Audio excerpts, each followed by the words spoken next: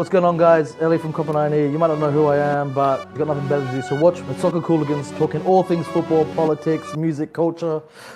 Swipe up, click the link. That'll do. That'll do. Ay, papi! Let's go. Yes, I love seeing Wiso smile in the background. He's like, what the hell just happened? That's right. That is how we start this show, right? We've got squeezable boobs that are stress balls. You yelled, "I poppy." Our guest is like, I don't think this is nowhere near as advertised. They're like, it's a trap. I got trapped. So hello everybody. Thank you so much for joining us for another PREM show. We are the Cooligans. Ford Martin with the sub 10 months in a row. Thank you so much. That's right. For the support. We appreciate it. Yes, PREM show. We're the funniest. We're also the gulliest. You know that's Christian. I'm Alexis. Woo! Did it all. No, it's supposed to take about 8 minutes. Alexis, what are you doing? Also, Liz 40 said, as a female, if this is the way we're making the show more feminine, I think we're okay. Yeah, we could. You know what we could use to get the show more feminine? How about some intelligence? How about that? How about someone to say, don't hold up a boob every few seconds? No. You're asking for too much. So yes, we're excited to be here. If you're watching on Twitch, thank you so much for joining us. If you're listening to this podcast, we appreciate it. We do this every Tuesday at 6 p.m. Eastern Time, twitch.tv/soccercooligans or eltwiche.com, which is just a much more a cleaner, simpler URL. Feel free to use that as well. We are excited about today's show because it's not just us. We have another guest on here. So just a quick update. We are not, and I'll explain a little bit later on, but we are not having, we're not taping a television show for this week which will air Sunday. We are not taping, right. and I'll explain everything more in a moment. Usually this show is focused on European soccer, football, gaucho, whatever you want to call it. So we're trying to merge it all together. And by the way, we are filming a show next week, so nobody freak out. Yeah, nobody freak out. It just happens to be this week we're not. We've gone dark for this week. Exactly. So, and there's a reason for it. We'll explain. But this week we want to merge everything together. So we will get to some of your Premier League questions, and it is important. We do want to talk about the VAR lines getting real thick. You know what I mean? Yeah, we got to say it like that, okay? Like this is a Twitch ASMR, okay? Yeah. So we will. Today we have a guest to recap the Gold Cup final. A dude who it's been long. I'm more interested in what's happened after. More the aftermath, you know. So we're gonna be talking about the Gold Cup final and a few more American soccer stories, because obviously there's a lot going on. So we didn't want to have a week where we weren't covering those things. Should we introduce our guest, Alexis? Absolutely. You guys probably know him from Fut Mex Nation. He's got his ear to the streets of how Mexico has reacted. A la calle, okay? A la calle. Lo que está pasando since Mexico lost their home game in Las Vegas, Nevada. The U.S. men's national team. What has happened? Is everyone okay? We're about to find out. Ladies and gentlemen, put your hands together for the one, the only, Wiso Vazquez, everybody! Wiso! Yo, man, what the hell did I get myself into? See, told you. I'm over here talking about censorship. It was the very first call, and I haven't seen more nipples and boobs since ASU 2000 when I was there, man. Now I want everyone to know. You know, whatever. It's just a stress ball. Okay? I'm not showing the nipple part. It's just a stress ball. Funny thing is, we're all thinking it's women. It could be a man boob. So I don't know. Yeah. Mine would be a little bit hairier, but yeah. Yeah, that's a very clean nipple. This is why I tape down here. I don't really come up here. Yeah, exactly. I love that this ends right here. It looks like we're nice and buff, but the man boob action. I'm so happy I'm on this show to come in, and I'm glad I'm here today answering for our three fans. Because a lot of people in the chat are saying, where are the El Tri fans? We're hiding. We just We're here. Okay, so Wiso, if people are not aware of your work, Mexican Soccer Show, Fut Mex Nation, a journalist, blogger, vlogger, a host. I mean, you do it all. And when it comes to, definitely for me, I didn't really start consuming soccer, football content up until maybe like last week. I've learned Sunday night after the win. I've learned so much in such a short amount of time. But really till about maybe about 6 or 7 years ago, maybe a little bit before we started doing this show. And Mexican Soccer Show and Fut Mex Nation went, admittedly, our audience is mostly U.S. women's, U.S. men's national team fans. We're not always interacting with so many Mexican national team fans. But your show is like my source for information to learn more about the Mexico, the Mexican team. So these last couple weeks, the last couple months, we've been talking about these 2 losses, right, in the Nations League and in the Gold Cup. What is the feeling overall from your perspective of how embarrassed should Mexico be that they lost to the U.S. twice in a row in these 2 finals? Yeah, man. And to our C team. Go ahead. Yeah. Mexico fans should be embarrassed. It happens to every sports fan, right? You're out there, you're talking the crap, especially if you should win games. A U.S. that we've seen this gold generation, they really haven't beat anybody. When we keep saying out there as fans. And then, a Nations League that is just some kind of made-up tournament, the CONCACAF, winning in extra time, Guardado missing a penalty. So you have these excuses that's like the U.S. it's not there, right? They're coming along, right? Then you look at the Gold Cup team and they don't bring in their, the A squad like everybody says. And Mexico looks at it. And as a Mexico fan, you're going to go, okay, it's going to be an easy Gold Cup, which it never is, by the way. And we're going to win it, somehow get into the final in there. And obviously in Las Vegas, in an amazing stadium with a home crowd, just like you said, Mexico finds a way to screw this up for us fans who have been talking about this team, who have this world-class coach. And yeah, it's embarrassing. I'm pretty sure everyone was mad. I went down to the supporter section, the VS Army supporter section afterwards, and there are people crying. And I forgot that people cry in sports. I'm not kidding. They're just sad. And it reminded me, I'm like, when's the last time I cried for Mexico? Am I not that great of a fan? But no, you start getting more of this angry feeling because they should have done better. It's a little different when it's a hard loss and a team that was, so good. This isn't even the A squad, like U.S. fans keep saying it. So it's doubly bad. And but you know what? Like our friend Dani Alves just said last night over the Olympic against Mexico, you win some, you lose some, and you got to keep going. Right. Yeah, it's been tough. And this is also, and you also just lost in the Olympics, which also does not help this streak. Things aren't going good. I love the first thing. Alexi goes, "Hey, how you doing, man?" Look, the U.S. Men didn't even make it to the Olympics, so that's at least something to hold over them. So this is like the specifics about the team itself. I mean, Alexis mentioned this C team. I don't know. I had this feeling. Somebody had asked me before the game on Sunday morning. They were like, oh, Mexico's probably gonna win pretty easily, and I'm like, I don't know, man.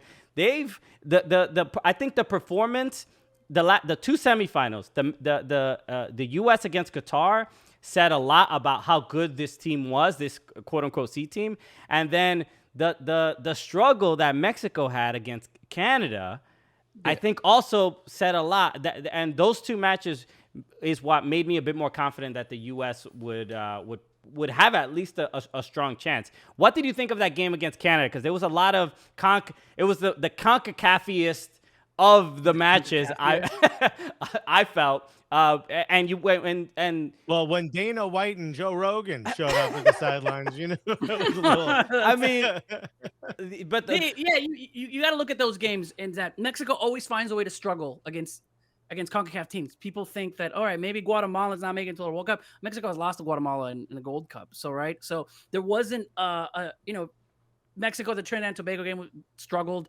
then Guatemala, and then then Honduras. It looked like Mexico was doing well, but they always had these little lapses of first half or second half where they just got dominated by weaker teams. Then Canada came, right, with defensive troubles, with their captains not being there, with their best players not being there. And I feel like the players weren't ready to have a team attack like Canada did in the second half, because in the first half, Mexico dominated completely. And just the same problems, they got to score one goal, but it wasn't going in. It wasn't going in. The same problems that they had.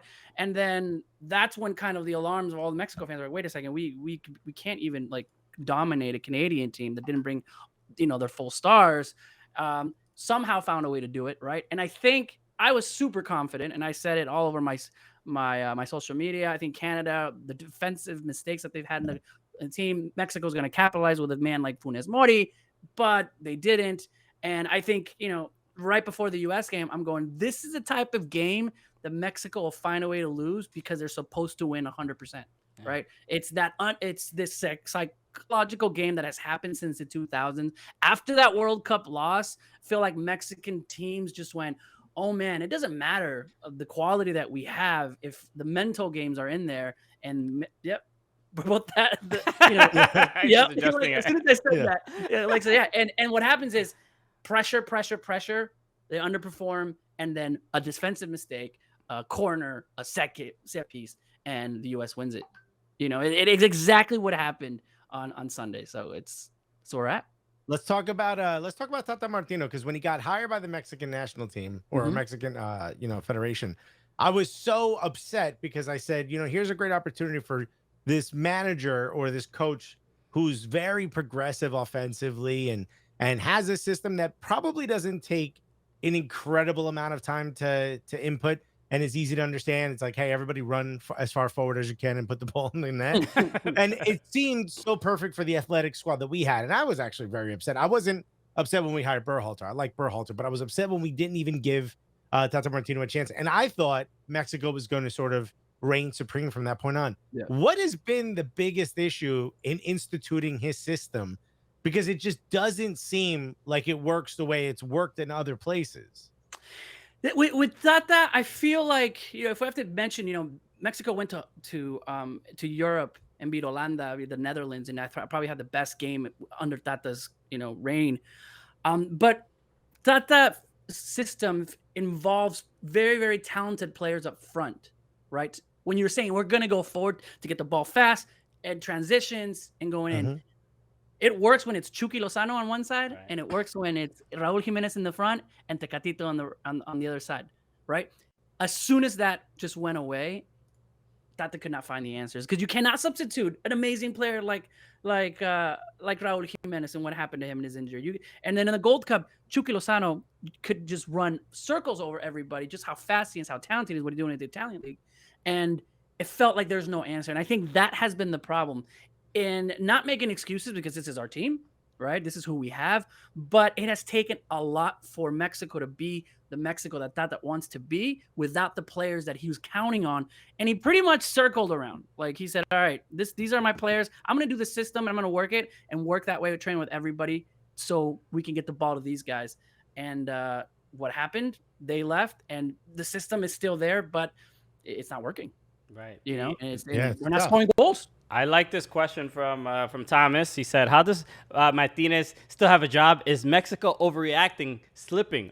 Is Mexico becoming more rational and reasonable with their managers?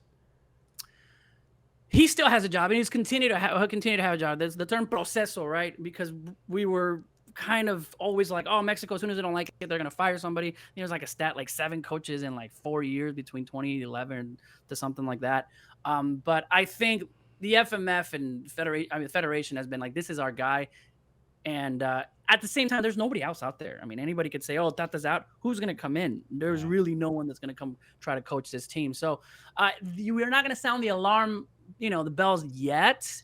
But like I said in the show yesterday, the Mexican Soccer Show, it's starting to, the snowball starts. Like everyone's picking up the snow and we're putting it up in the hill. And it just goes like one little thing that can happen, because World Cup qualifiers are right around the corner. If you remember, there's 3 games in like a week. They have to travel from from all parts of North America into Mexico. It's a close game because our stupid idiot fans in the chant, right?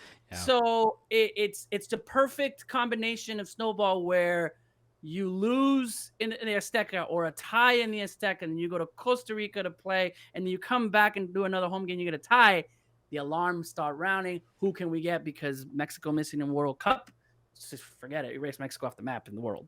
Okay. Yeah, that would be worst case scenario. I thought worst case scenario is if that doesn't get you to a 5th game, but imagine no game. That would be really tough. Yeah, well, yeah, I guess. Yeah, no, that's what it is.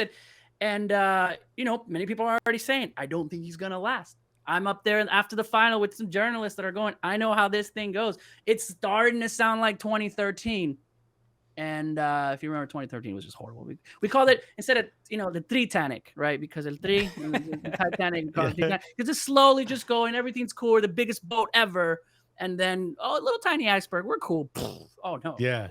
Okay. I like what Osito Burrito said. Osito Burrito 3 said, I love they've got. Shouts to the username, Osito Burrito. Yeah.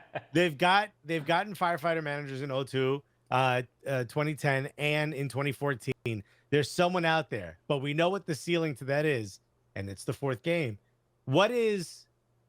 Do you think that the Mexican fan base right now, and more importantly, the Mexican media, can just take it easy knowing that these World Cup qualifiers are coming up, and that added pressure, the thing that we always talk about with England, where, the pressure on the fans and the pressure on the players and the fans put on them, and then on top of that, the media just doesn't let up, doesn't help.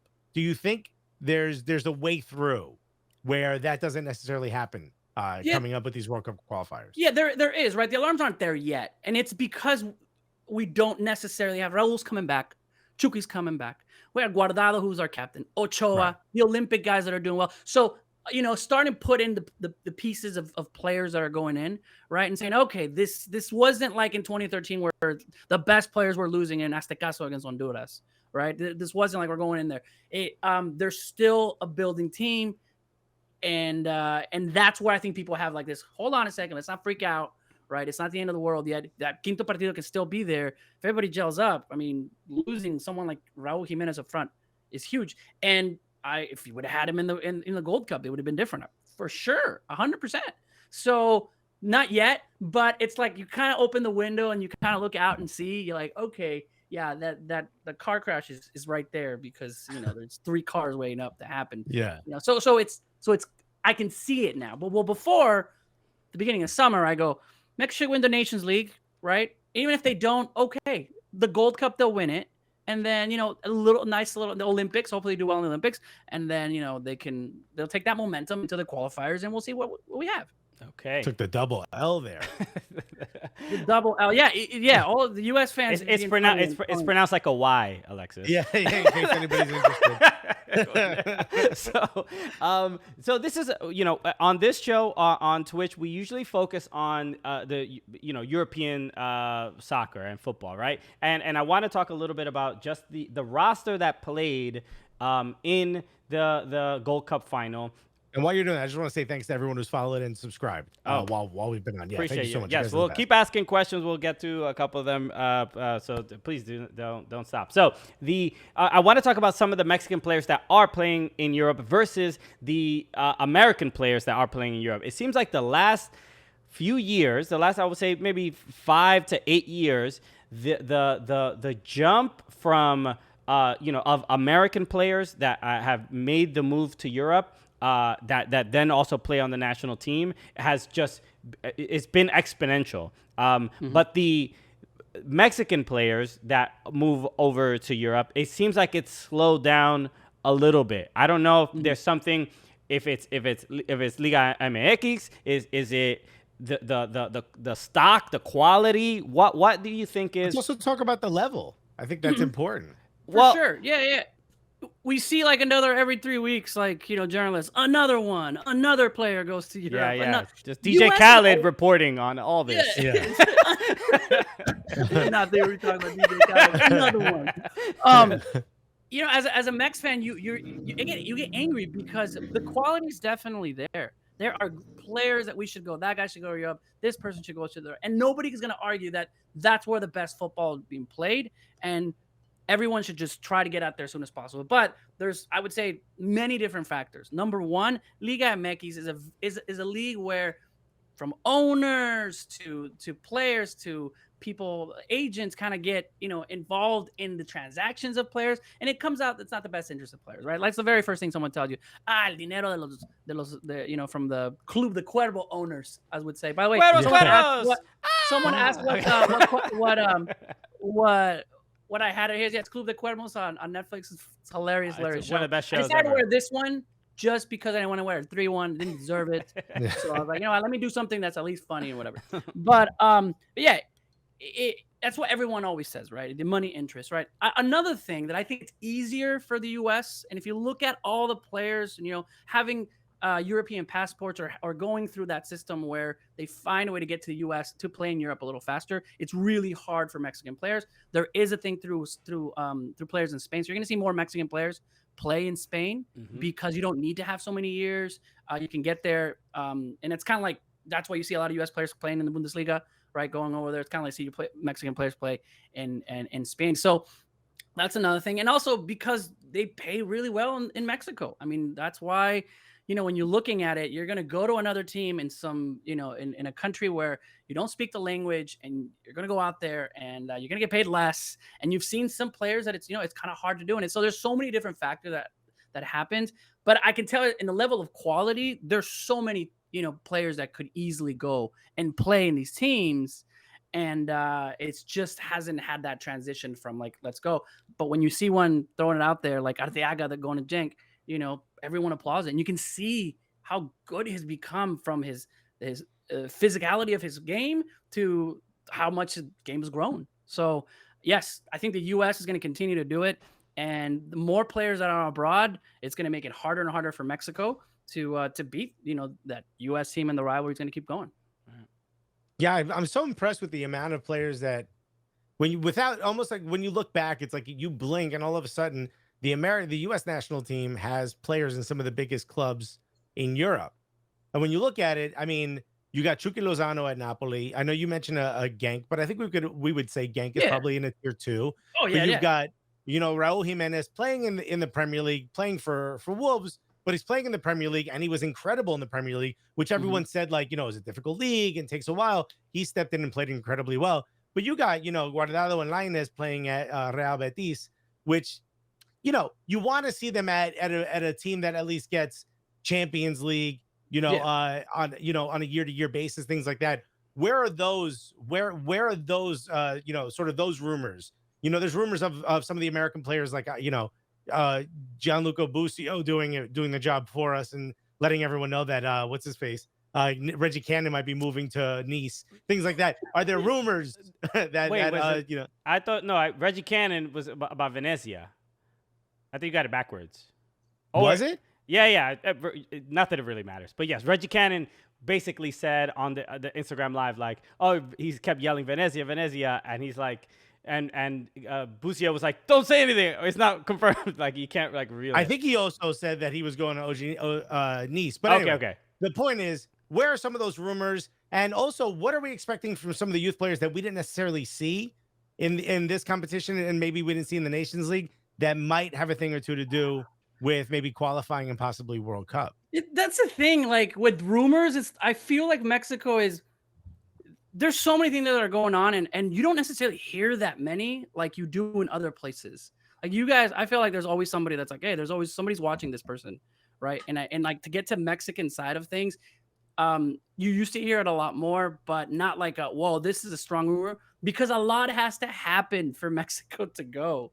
It's not just the call. You want it. You want to get paid. Cool. Both teams apply. All right. That's a rumor. Let's get, things going. No, it doesn't work that way. Like a lot has to happen for a Mexican player to even be in the, in the screen of a team. Right.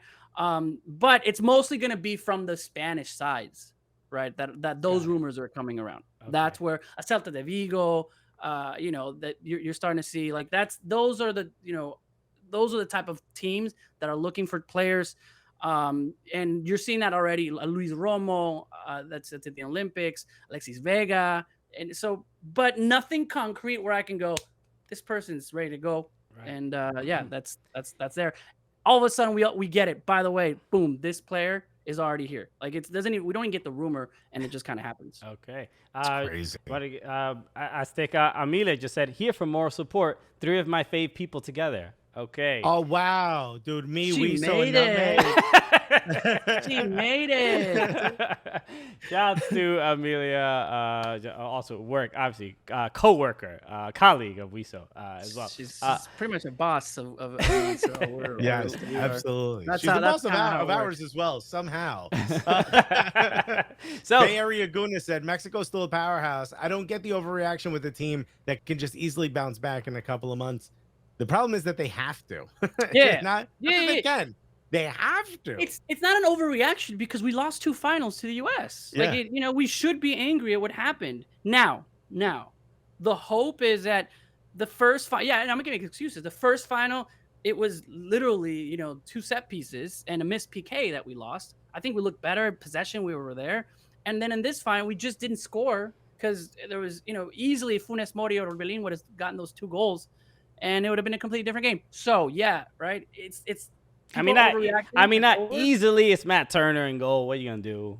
True. Right? Matt Turner doing an amazing job. But there's so many things that can go, and that's how usually Mexico has gone through, where we on the football, soccer. Sometimes you're just lucky. The result is all that matters, and.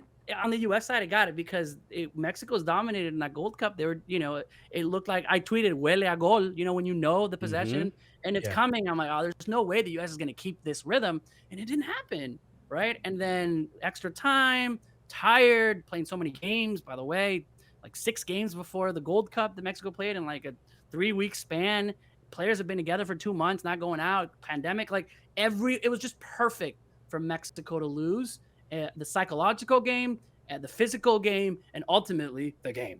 Yeah. I think that was what was surprising in those moments of quality that where like there were certain moments where I think when Tecatito had that missed shot, like that good opportunity, where I'm like, man, those missed opportunities were like, if an American player had missed that, you were like, oh well. It's an American player. What are you gonna do? Well, Ariola did, right? Right. Yeah. First half, you're like, true. But for Ariola, dominated by the U.S. But for and him, then hits the pole. But for him to even get that chance, like such a clear chance, like as men's national team fans, we're just like not used to seeing that against Mexico. It's like, the fact that he missed is so frustrating. But the fact that he even got the chance, we're like, whoa, we're getting good enough where we can high press cause Mexico to make a mistake. Well, does that count as a goal for us at least? You guys remember the 2000s? That was the U.S. game plan. It was Donovan waiting for that mistake.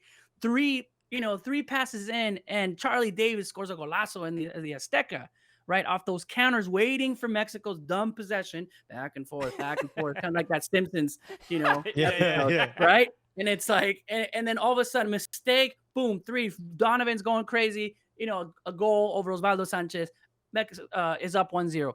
Could not do it. Then the 2-0 comes. Psychological game comes in, and the U.S. are champions, right? And I almost felt, and I said that in my tweet, we're back to 2000s where the U.S. has us figured out. Let them play with the ball a little bit. We'll wait for the defensive mistake, and then we'll capitalize it. The only difference with what happened 2009, the Mexico dominated almost everything, is that we had the talent. And talent usually, even though maybe games don't go well, the talent kind of, oversteps it. And you're going to have a Chicharito who's amazing, at the box, going to score goals. Or you're going to have Tecatito go around, players and Raul Jimenez finishes. So it's not there right now. And I think, get ready for the qualifiers because, talent does not get you those points. That's the difference. Right. I like what, where did he go? Oh, here we go. Robert OCBAL, Roberto Cabal, whatever his name is. The biggest problem for Mexican players to go to Europe is that they can get 2 to 3 U.S. players for the price of a Mexican one, not necessarily related to quality. And most Mexican players are not from European descent, which wouldn't enable them to get a European passport. Exactly. really well put. But again, it proves your point, and also goes back to your earlier point of that's what Spain's there for, right? If you can get players in an incredibly technical league like La Liga, you're doing just as fine. You're doing just fine. But I don't again, think you you have still to have to go take to that extranjero spot, Right. and that's why the EU passport's super, super important to try to go to another league. And just like he said it, right? You can get 3 players. You can trade 3 really good South American players. It's not even US fans. You can get 3 Argentinian players, for the price of 1, mediocre Mexico player. Why are you going to take that? The only thing that we have is that once a Mexican player gets to a league, we give you about a 2 million Twitter following, to your social media. And Right.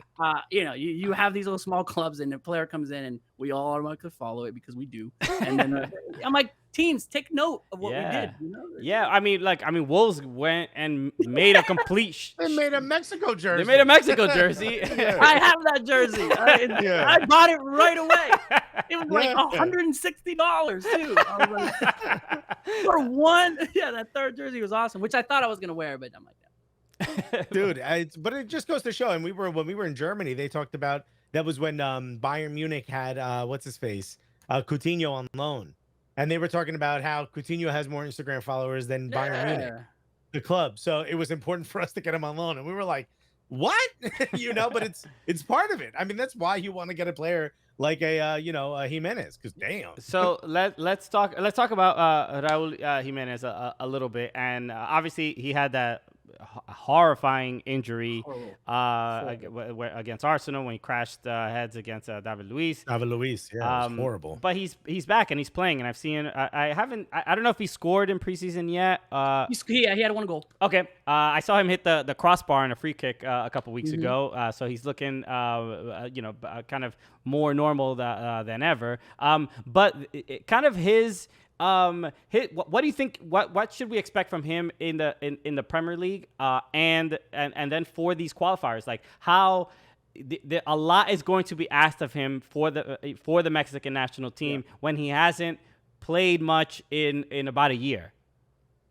Yeah. This is, the whole Raul Jimenez thing. When we saw it live and so many people tweeting and the pictures was coming in, it just kind of just goes, this isn't about football anymore, right? It's just about a person. Right.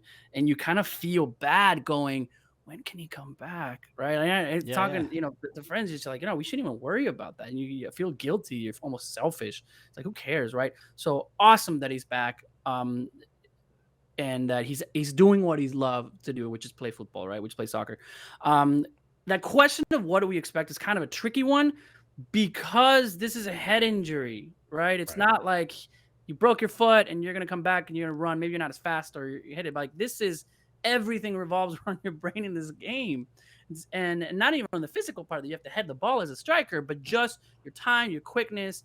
And as we're seeing him as Wolves is keeping us, on track on what he's doing, I still don't think, and I think I saw an interview somewhere in there that he will be even ready to play 90 minutes. So already asking him, on a qualifier to come in, and I don't see him starting because of that. We're going to have to see what he does at Wolves first. And not only is he fit to play, but can the team trust him? And is he ready to be the Raul that it was before? And I think that's a big question mark right there. Because it's like I said, it's not just a broken foot or, some kind of injury. It can be different. Timing, the way the game is played is you have to be really, really his smart. Confidence. And then not only that, confidence, right? That's also how it is. So, honestly, talking to people around the game and media, a lot of people are saying he's not going to be in the qualifiers. And I think he's going to be in the camp. I think he'll be there. Maybe he gets subbed in, but I think we're starting to see maybe a little next year. Hopefully I'm wrong. And I think fans shouldn't be like, we need to put him in because he's got to come in. I don't think he needs that pressure. And even though he's such a key figure to Tata's attack, we shouldn't just center like if Raul isn't there, we can't make it because we do have good players. And we do have players that can step in his position and maybe not be like Raul, but score some goals. So in the Premier League, hopefully he starts getting him. Maybe a start this year would be great and starts, getting that rhythm back, getting the confidence back. The fans are there. And especially with the new coach, see what he can do. Okay. Yeah, Tales of Asbel said Raul in an interview said that he isn't ready to go Yeah. full 90 yet, but he is getting there. Tata said he would be called up if he is ready. I think we can slowly adjust for the World Cup qualifying. I think we weigh heavily on Henry and Funes Mori while we ease into him, in my opinion. Yeah. While we ease him in my opinion. I think that's a smart way to go. Yeah. Because like you said, with a head injury, imagine he's like really tense on corners and he's afraid of I saw him head just the getting ball knocked though. into. So I mean, but just getting knocked into, it's different Yeah. at like that high speed of a big competition. So take your time. Also, especially if you have to play us, just take your time. You know what I mean? Roll. Relax. Tranquilo, papi. Right, and I think that's really. I'm not gonna say like good job, pat on the back to Mexican fans and Mexican press. Like nobody's pressuring Raul at all. You know, like that's you're not supposed to pressure him. But I'm glad we don't have that conversation of Mexican fans because I know out there, we're not the greatest. And saying, oh yeah, we want Raul back at ASAP because that's all we have. But yeah, Funes Mori. I think I saw a question on there that Mexican fans, why are they against Funes Mori? There's so many different people out there, so many different fans. You know, if he's Mexican, in my opinion, he should play and he's fine. And even though he's got, he was born in Argentina and lived in the U.S. and whatever, he scores goals and we're good as long as he's in the Mexican national team. Yeah. That is maybe another subject to talk about a little bit. There is the kind of nationalistic pride that can be borderline xenophobic and it's just the irony is that the way some Americans would treat or think of Mexicans are treating Funes Mori for being Argentinian. You know what I mean? Right. It's just so ridiculous. Yeah, there's so many levels to that, right? Sure, there are people that say Funes Mori should not be in the national team, not because he's Argentinian, just because he sucks. Right? That's what the right to the point. Is it about football or is it about you don't bleed the red, white, and green? Sorry, that went right to the U.S. red, white, and blue. So yeah, there's that talk, right? Then there's the other. We're like, well, should anybody just come and play for Mexico just because they can't get to their team in Argentina? And then there's that conversation. Who cares? Right? Yeah. There's that conversation when I'm like, if Gignac was like, I'm done with France. If I can play with Mexico, everybody be like, let's do it. Like, it doesn't matter. Of course, but there is that nationalistic. I think Luis Hernandez, El Matador, is very like, no, we need to give. Somebody just can't switch jerseys. Maybe to him, his experience is completely different. I don't know. And everyone's got, and that's where I don't judge the person that picks that because I'm not living in their shoes. Someone that was born in Mexico and came here, there's so many views of how I'm supposed to be Mexican or I'm supposed to be American. You look at what David Ochoa did, right? I mean, played for the U.S. and then now he's playing for Mexico and he's fine with it and he's happy. And people on both sides are judging him like he's not enough Mexican and now he's definitely American and even racist takes that are going against him. And it's like, dude, it's his shoes and you have no idea on what he lives through, and he's okay. And I know people that love both teams equally. Like I didn't know this before, but there's new generation of fans that live here that see L3 and see US, and maybe they like both. Cool, because they didn't cry in 2002 when the US, beat them. Right. They don't hate the US team like I do. The double US Mexico kids that you see at matches. I've been seriously putting pictures of these half and half jerseys from Honduras and US and Mexico, and I'm like, and I ask them, and they really do like both teams, and it's something for us old millennials that are going like, dude, you guys are, I can never kids these days. Yeah. How dare you not despise someone you've never met before? When I saw the interview with Gignac when they lost Champions League or when they didn't get to the final or something like that, and he goes, "Ay, quiero esa pinche copa," right? As soon as I saw that, I'm like, that is a Mexican man if I've ever seen one. He's just putting tahini on a croissant. You're like, this man might be Mexican. I don't know what you're talking about. Yeah, that's the thing. And that's, I mean, in the other extreme of things, when Gignac was playing in the Olympics, there was some Tigres players that were like, and this is France versus Mexico, that were like, go France. It's hilarious how people have allegiances to countries that just because they identify to. and that's crazy. So I mean, it's a conversation that there's so many layers that you just kind of go, look, they can do whatever they do. Sure, I don't want anybody to just like use the national team to get somewhere, but I can't judge them, right? And there have been some players that you can tell should not be there because a coach liked them and they brought them to the World Cup, you know, and they should have brought another player, for example, right? You know, because yeah, the selection of players could be controversial, but it's never about, you know, the country that you represent, because Funes Mori was out there, you know, going like crazy with his players and even around his players. I talked to Herrera who said that, you know, we want to make, you know, I asked him the first game he played and I asked Herrera, you know, what do you think about Funes Mori finally coming in? And he said, I just want to make him feel welcome. Like this is his teammate to the national team. So yeah. I mean, Funes Mori, he's singing the national anthem confidently, proudly. Yeah, you love to see it. But he always says "vos," which to me, no, I'm just, you're just not. No. Somebody asked, I think it was Liz. Liz 40 said, "Did you see Chicharito's Instagram post?" And I did not. But I also want to read this. Man on the Moon 915 said, "Craziest thing I saw in this Gold Cup was a Chivas U.S. men's national team fan." How?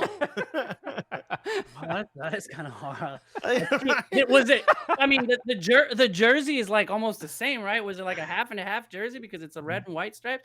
A Chivas U.S. men's national team. I don't think I know a Chivas U.S. men's national team. But that's. Oh, or are you sure it wasn't Chivas USA? No, people keep saying, "Do you sure you don't mean Chivas USA?" that if somebody email me that or message me that'd be perfect. That is out there. What is I'm trying to think of what's the equivalent of a Chivas team in MLS? What's the closest we have to anything? Not really anything, right? First thing I thought of is like a Lazio fan voting for Biden. You know what I mean? I don't know. You know, then there's that part of it, right? Yeah. That's that bottle. Amy saying, Amelia saying that's bottle we sold. Yeah, I guess I could see it. No, we make fun of this guy. Yeah, no, it's, you know, Chivas fans, only Mexicans can play in Chivas, which right. You know, I don't know how that's still legal in a sense in like just, labor laws. People just allow it. Yeah, dude. I think. You know, that was it's like the not so romantic version of Atletico Bilbao. You know what I mean? Yeah. But yeah, coaches can be there, and it is what it is. But that's a strange one. Yeah, I don't know that many. Somebody saying Orlando. Orlando, but yeah, Orlando has a lot of like Brazilian or Portuguese players. Like the teams that in MLS, they usually do it out of like what's the demographic in the city. So let's get a Portuguese player, therefore, you know, just to. But imagine that in MLS, like to Chivas. Imagine if a team goes in there, you know what? We're only going to have American players in our team. Bro. How many people would sign on to that? I mean, they'll be holding tiki torches. Those people. I was saying, just right? Be careful, because some of these executives can hear you. You know what I mean? That's the difference in like, man, you know, when we look at that, I'm like, oh, you turn that around, and that's why cultures are completely different. Because in Mexico, all right, because of the extranjeros that come in and all this stuff, we're just gonna make it all Mexican and part of the marketing of it and Chivas. And, you know, and it's genius by Chivas, right? Because people are going to cling into that. But imagine if they did that in the U.S. Oh, man. Crimson Pizza put Jeff Cameron just waiting for the opportunity.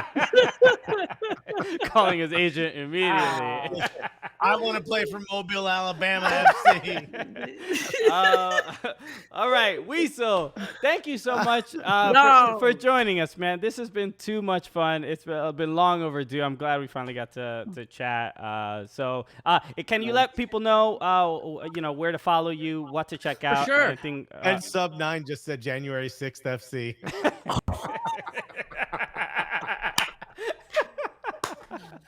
Dude, I swear, Trump should not start one of his ventures. Imagine getting a team.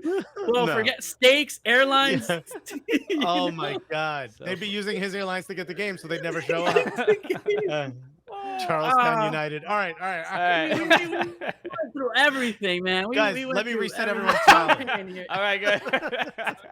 From boobs to boobs. I mean, we went. Well done. Let's see where you can find me. Yeah. I think that Wiso Vazquez right there. There's only another Wiso, and I think he's like from another country. So out there's not that many. Wiso Vazquez on Twitter and on Instagram is Wiz Vazquez. I just put Wiz, and I didn't think people thought it was like P, but I guess that's what it is. Wiz Vazquez, and then on the Mexican Soccer Show. It's a podcast we've had since 2009. And started by Mr. Tom Marshall. It's on Mondays, and sometimes we do a live show, sometimes we do a podcast, but that's there. And then all the content's coming from Fut Mex Nation, a little hard to pronounce, Fut Mex Nation, which is all in English content for the Mexican national team. But yeah, my DMs are open, and I'm always down to talk about Mexico and the Mexican League. That's right. It's in the chat. Nice. FutMexNation.com. Go check it out. You mentioned Tom Marshall. I know him from Twitter. His Twitter handle is @MexicoWorldCup. Right? Yeah. That's a genius. It's a great Twitter handle, but you click on the name and you're like, all right, I didn't expect Tom Marshall when I click on that username. But it's great work on his part. Our boy Tom Marshall, who has been covering Mexico since like 2010 to 11, when Twitter starting to happen, and I put my Twitter handle, and I'm sure all of you guys have changed the Twitter handles before from the very beginning. But he said, well, if anybody says Mexico World Cup, I want him to see that I'm the one that's giving him the info. Yeah, genius. He's an English guy from Manchester, covering Mexico. Yeah, and it worked for him, and he's Don Tom. He's there. So no, he's great. I've seen him on the show a bunch too. So Wiso, thank you so much, man. Absolutely. Seriously, you're welcome back anytime. This is just great. You guys going on TV, but I'm not. This is. Let me know. I'll jump right in, man. Yeah. Let's do it. Sure. This is it'll be my debut. This is the USL, the USL show, and then we got we try you out here. It's funny. I'll throw it out there. I'm gonna give you guys the shade. The fact that it only took Mexico losing to invite me on the show. That's right. Well, we ain't trying to get you on if they win. Yeah, bro. we don't want to see you happy and confident out here. Yeah. Nah. Yeah. So no. Before you run, Robert from LA said, "What is Fut Mex Nation's predictions for CCL winner?" Mexican. Do you have League, one? Mexican League player team. That's just someone it from doesn't La matter. Liga. It's a Mexican League team. That's MLS getting closer, little by little. Yeah, sure. Let's leave us. That's the only thing we can say. 17 times a Mexican team has beaten it. I don't necessarily see another team, but we've been cocky before. It's the only thing we have, all right, right now. We'll see you at the League's Cup. Yeah, two Mexican teams in the final. We have a shot. Pumas is playing NYCFC in I think a week or two, so it'll be exciting to see that. See Pumas at Yankee Stadium. See our homie Sebastian Saucedo play there, so I'm excited to see that. Okay, Wiso. You're the best, man. Thank you so much. You can sign out of the thing. We're going to keep on going with the show, but thank you so much for hanging out, man. Seriously, appreciate it. Everybody go follow Wiso and check out Fut Mex Nation. And maybe we'll see you at the All-Star game. Yeah. No, actually, I'll be there. Okay. I will be there. No. Sweet. Great. For sure. All right, Wiso. Take care, brother. Adios, amigos. Wiso Vazquez, absolutely crushing it. Hilarious. Super fun. Thank you so much again for coming through. I wanted to just get the browser up working so that I can let people know to go to Fut Mex Nation and see the site and all that stuff. Wanted to pull that up right there. It is. Oh, wait, no. Boom, there it is. FutMexNation.com. Go check it out. Obviously, great site. And for all your Mexican national team, Liga Mex Femenil, all your info is there. So go check it out. Okay.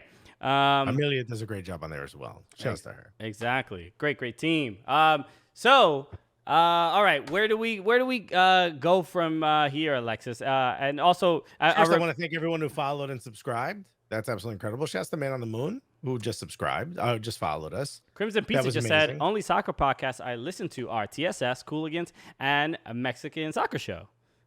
Beautiful. I think we switch the order. So we're first. But other than that, But then- Thomas goes back to boobs. That's where we go, folks. You heard it here first. Why don't we talk a little bit about VAR? okay. Because the Premier League has made some adjustments, so they're going to be a little bit more chill on calls. Did you see this? I saw like a headline, so I don't. But explain the details about it. Honestly, that's all we need. And then we can just make up the rest as we go. But they're just going to be a bit more chill. Like, calls where there's some contact, they're not going to be so strict. They're going to think about whether the contact had something to do with, needing necessitating a penalty. Okay. Things like that. So it's But gonna, one of the big, go ahead. it's going to be more open to the referee's interpretation as opposed to like what happened Denmark against England and Raheem Sterling, who Right. got grazed and went down. That was a one of little the easily. examples. It's like that wouldn't have been called a penalty in this the new way of handling VAR. So first of all, the first question I have is why have it if you're not really going to use it? Because if the whole thing isn't going to be, sort of take everything exactly by the letter of the law, and that's why we have this. If you're not going to do that, then why even have this at all? Go back to the linesman's judgment. Well, you okay, know? I'll say this. I think with the example of Raheem Sterling at the Euros in the semifinal, the issue is I think in England they are not using VAR properly. I think that the center ref is not using VAR properly at all because they're not really going to the screen for most plays. So it seems like in England, and I'm saying this about England in particular because Bundesliga is similar to MLS. They go to the screen, the ref takes a look. I think if the ref would have looked at the play from Denmark and England, I could see him overturning it. But the fact that they didn't even look at it because the VAR referee said, I don't know if this is a clear and obvious error. Like that in itself is like, just look at it. I mean, well, actually, to Thomas 19064 said, and this is to what you just said, the problem is they were looking for any nuance to overturn the call on the field and taking too long to find evidence. They need to use a clear and obvious logic, like you just suggested. If it takes longer than 30 seconds to figure it out, it's not clear and obvious. I mean, look, all of this is still up to judgment, right? Like, if I go up there, I'm going to see something different than if you go up there. You go up there, you're going to be looking at replays and stuff. I go up there, I'm picking my own websites. You feel me? I'm going right to the booth. Okay. No, if I go up there, I might be looking at it from a different perspective, even though the camera is, the camera angle is the camera angle. You might be saying like, oh, there's the contact I didn't see when I first looked at it, versus me saying, oh, but this contact led to something else. So there still is that judgment call, but the clear and obvious kind of doesn't remove this whole idea of like, you need to go find something that overturns the call.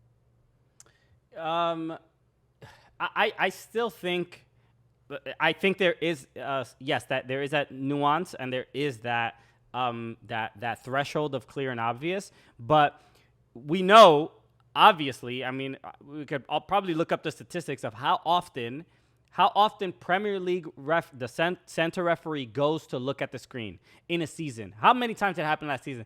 I would argue it was probably less than 5 in every single Premier League game last season. They don't look at the screen. And it's the complete opposite in Bundesliga and in MLS, where they I think even La Liga, they go and look at the screen pretty much, I would argue, almost once every like 2 or 3 MLS matches. I feel like almost every MLS match I watch, a referee goes to look at the screen. If I'm wildly inaccurate with that, please correct me. But I feel like that's something that England should implement. I feel like you're right. I also like what Crimson Pizza said. He put this as a quote. This is a clear and obvious nipple, Your Honor. There it is. We all saw it. It's right there on camera. And here it is in slow-mo. All right, there it is. Yo, you ain't never seen no 60 frames per second nipple out here. This is in 4K, bro. Thomas said, but is it a man or a woman nipple? Inconclusive. Inconclusive. Okay, you make it whatever you want. We have no idea what gender this nipple belongs to, okay? He said, look at the screen. Maybe if you put just a boob in there, those officials would be more likely to go look at the screens. You know, I'd They'd be be like, like, you know what? I "Man, think I gotta go. this ref is really spending a lot of time on here." Can we get him a room? Ash, Thank you so much for hitting the follow Ash button, especially XR during this. FN, thank you so much. Was it the boobs that did it? It made you Hit that follow button, everybody. Here's the other thing they're gonna do is they're gonna make the VAR offside lines thicker, and they believe that this is going to help the attacker not be called offside as much. And all of a sudden, everyone on Twitter is saying, "Yo, here comes Timo Werner. He's gonna blow up next year." Yes, I think we heard about this a couple weeks ago. I'm curious to know how thick, how girthy. I didn't know you were a size queen. How bro. girthy this VAR line is gonna be, because I'm quite interested. No, I think the Premier League needs to fix this, man. This is taking away. Admittedly, it's taken away the joy from the game. The fact that they're the only league that does this, right? As far as just a league. I mean, I know they've been implementing this. No, other leagues have thicker. They've joined other leagues and making the lines thicker. No, I'm just saying with the lines themselves, because MLS doesn't do the line. Bundesliga, I don't think, does the line also. I believe they all do it. No, MLS does not have the technology for the line. They just look at they just use if it passes the eye test, that's what, I think you're wrong. I am 100% right about that. MLS has not purchased this system to, at every stadium to be able to do this. They do not. Yeah, Boardmeier says, I think EPL is the only league that goes full CSI on offside. I've also seen it in Copa America. I know they've been doing it on international competitions, but I don't think all of them. But I have seen it on Copa America for sure. So yeah, it is. It's not, honestly. Don't use lines at all. This feels like one of those like somebody got a government contract, like somebody's like son-in-law. They're overdoing it. Somebody's son-in-law works for some company that made these lines, and their father-in-law works at Premier League, and they're like, you know what? Yeah, let's use it. He's like, guys, you got to use the stupid lines. I need my kid out of my house. All right. It seems so wildly unnecessary. Just look at the camera. If it looks like it's offside, it's offside. If not, no, keep it moving. It is such an. The problem is the camera isn't always at the perfect angle. That's fine. That's fine. I can live with that. It's like, I don't need it to be 100% exact. We have goal line technology. We have VAR in general. The lines will not help me enjoy the game anymore. So I say get rid of. I don't care if it's thick. I don't care. Why have VAR? If VAR is here to get every call right, then why have it if you're not going to use VAR? Is not here to get every call right. VAR is here to help. That's what the technology should be used to for. help with clear and obvious errors. That's it. How about this? How about we use VAR for everything? Okay. Well, I mean, just watch. Let's just watch the entire game in slow mo. What is the? Hey, I'm fine with it. What? 5 hours later, you're like, well, finally, we find out who won. No, but why don't we just use VAR for everything? Have like 6 or 7 VAR trucks outside of every stadium, constantly telling the official what's happening. Liz 40 just get the assistant referees a GoPro for a good camera angle, Alexis. That'd be a great. That'd be a cam? The little body cam on the assistant refs on the line judges. That'd be kind of. I'd like to just watch the game from their perspective, because it would literally just be them like shuffling from side to side. Yeah, I think it would be fun. Let's put a camera on everybody so I could see from the defender. I want to see from the fans, the steward. Okay. Bruh. Go to mom cam in the 5th row. Okay. Crimson Pizza said just put a tile on every player and inside the ball and GPS everything. I'm down. Put a couple Apple tags on some of these players. Okay. A little find my striker. You know. The other thing I wanted to talk about before we wrap up. By the way, Pat Mahomes is here. You should be able to use VAR to overturn yellow cards. All right, Pat Patrick. Mahomes. All right, we just spoke about you on our TV show. Hello, Yeah, Pat Mahomes. dude, you buy one team and all of a sudden you got ideas. I like it. The other thing I wanted to talk about is Harry Kane. We have to talk about Harry Kane. Harry Kane is holding out. He is not showing up to Tottenham Hotspur training. He is trying to force a move to Manchester City. And I didn't think it would come to this point, but apparently he has said that he had these are rumors that I saw this from Fabrizio Romano, who is on Twitch now on here. I was watching the other day. He was saying that Harry Kane had a gentleman's agreement with Daniel Levy that said that after the season he said he wanted to play in Champions League and he wanted to move to force a move, and apparently that Levy had agreed to this, and now Tottenham saying he's not going anywhere. Their new manager Nuno is like everybody's delivering the same message, saying he's not he's not leaving. But he apparently wants to leave. What do we think? How do you think this ends up? Do you think Harry Kane is coming back, or he's gonna actually force this move? I think Daniel Levy is all right. Held up the boob for everyone listening. I think this is what I've always wanted. I want just a chaos. Complete slow collapse of Tottenham Hotspur. I want Harry Kane to be unhappy. I want Daniel Levy to be under pressure. I want Nuno Espiritu Santo to be praying to the Espiritu Santo that he made a mistake and he needs to get out of there. Right. I want Heung-min Son to be like, who am I going to pass to? And I want there to be no answer to that question. and I continuously want Dele Alli's extensions to look as horrible as they still do. I want all of those things. That said, if I'm looking at this from a personal perspective, I've been on Harry Kane's side from the beginning of this. Hold on a second. It's just a weird sentence for me to hear. Alexis, the notorious Gooner saying, I've been on Harry Kane's side since the beginning. Yeah, Board Martin said, Daniel, please, Kane, don't Levy. Very nice. Whatchamacallit, I've been on Harry Kane's side throughout this whole thing. Mm-hmm. I've had arguments with professional players on Twitch. I've had arguments with Tottenham fans and Arsenal fans about this. If you're Harry Kane, you have done your part for Tottenham. You have sat there waiting. You signed a long-term contract when you didn't need to, and it might fuck you over.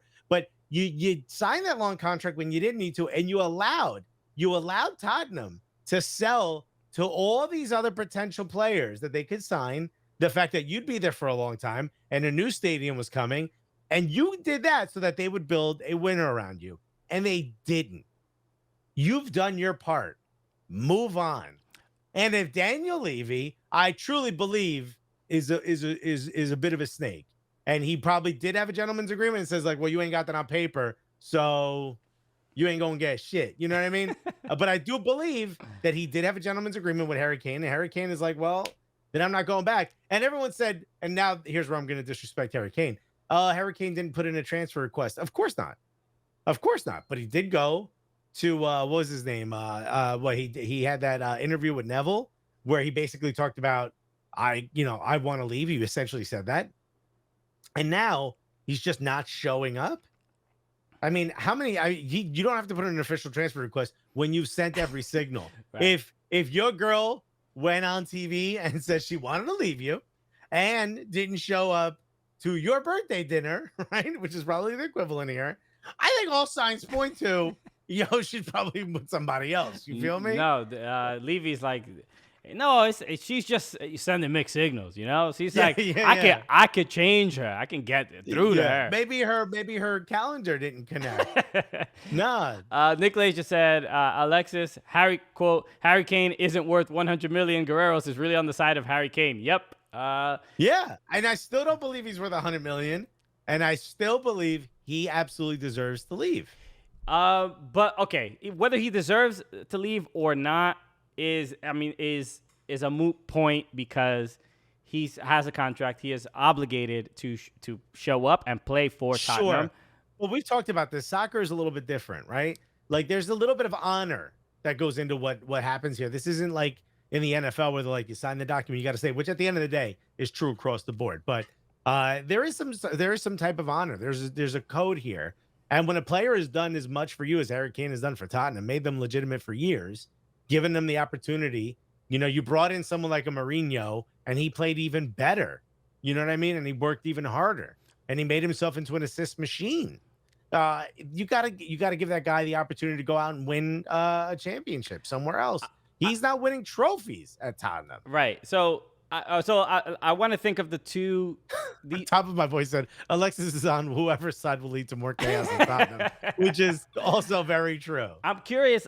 Like the two scenarios are essentially obviously he leaves or he comes back. But what could Tottenham say? And maybe I'll open this up to the chat as well. What could anyone at Tottenham tell Harry Kane that will convince him to come back to training and come back and play and let's say theoretically finish his contract out at Tottenham? Is there something someone at Tottenham can say to get him? Because look, if it got to the point where he is now just missing training, and he is Captain England, right? He is the face of like what people want the English kind of traditional striker to be. They're putting all these kind of things on him, but for him to do this doesn't feel like a Harry Kane move, quote unquote, but it just feels like if it's gotten to this point, it's because it's really, really bad. I don't think it's really, really bad. I think he sees his opportunity to leave. I think it's been really bad for years. Okay. I don't think it's gotten to this point. And I don't think there's anything you could say to him besides, look, we've got a bunch of great players. We're going to sign around you. They signed Christian the kid Romero, from Atalanta. Atalanta. Yeah, the kid from Atalanta.